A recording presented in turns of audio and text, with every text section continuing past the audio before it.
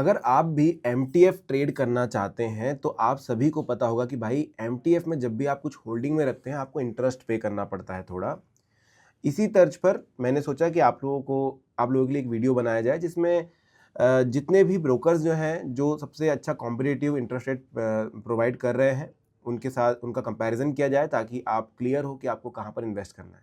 तो यहाँ पर आपके सामने एक चार्ट है, इसको मैं धीरे धीरे एक्सप्लेन करूँगा आपको। मैंने एंजल वन, जीरोधा, ग्रो और धन को यहाँ पर कंपैरिजन में रखा है और इनके इंटरेस्ट रेट हो गया, प्लेजिंग एंड प्लेजिंग चार्जेस और ब्रोकरेज को भी यहाँ पर लिखा है ताकि क्लैरिटी मिले कि हमें किस पे ट्रेड करना हमारे लिए सबसे ज़्यादा फायदेमंद होगा।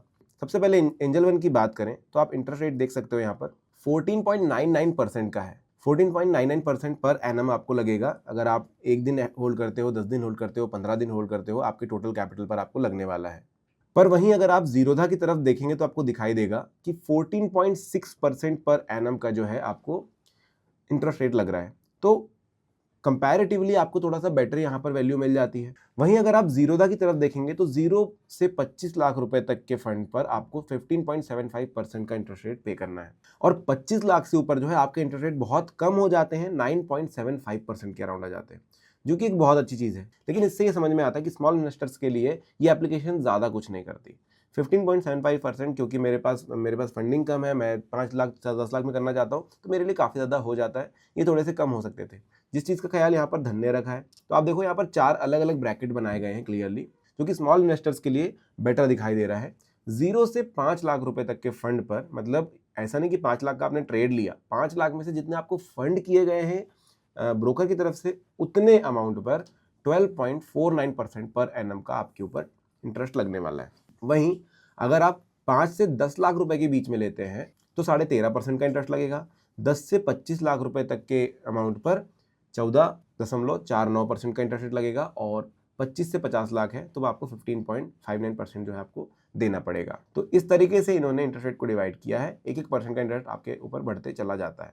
तो अगर आप यहाँ पर ध्यान दोगे तो मुझे सबसे ज़्यादा बढ़िया धन लगा स्मॉल इन्वेस्टर्स की नज़र से। अगर आपके पास बहुत ज़्यादा बड़ा अमाउंट आपको करना है तो आप फिर ग्रो की तरफ भी जा सकते हैं। अब बात करते हैं अगला पैरामीटर की, जो कि है प्लेजिंग एंड अनप्लेजिंग चार्जेस। तो यहाँ पर एंजल वन में अगर आप प्लेज एंड अनप्लेज करोगे, रिक्वेस्ट पर स्क्रिप्ट 20 रुपए प्लस जीएसटी लगता है। स्क्रिप्ट मतलब स्टॉक्स, एक कंपनी होता है, तो आप उस हिसाब से देख सकते हैं।